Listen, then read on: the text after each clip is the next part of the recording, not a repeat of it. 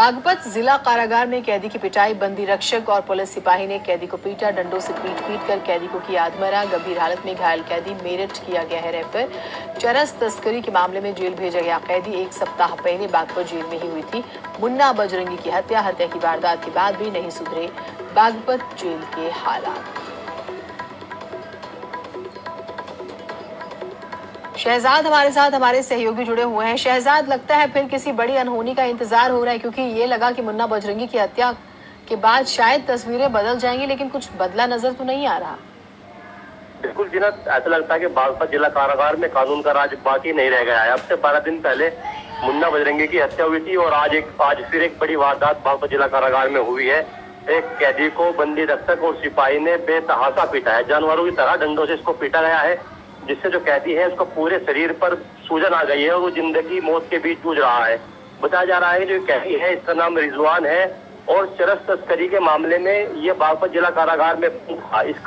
इसकी आज अपने किसी साथी के साथ कहासुनी हो गई, जिसके बाद जो है एक पुलिसकर्मी और बंदी रक्षक ने इसको अलग निकालकर बेतहाशा पीटा है, जिससे इसके शरीर पर काफी चोटें हैं। जिसके बाद इसको जो है बागपत जिला अस्पताल में भर्ती किया गया। डॉक्टर ने इसे उपचार किया है, लेकिन हालत गंभीर बनी हुई है, जिसके चलते इसको जो है मेरठ रेफर कर दिया गया है। लेकिन जिस तरह से बागपत जिला कारागार में ये घटना सामने आई है, क्योंकि हालात सुधरते नजर नहीं आ रहे हैं।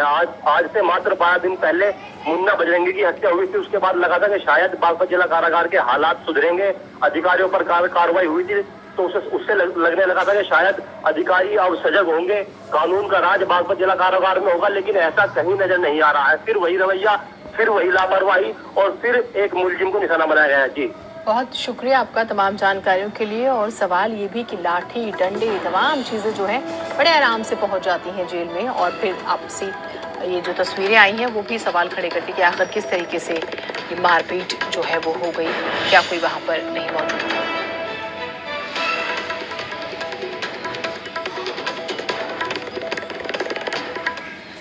बागपत के सिंघावरी अहीर इलाके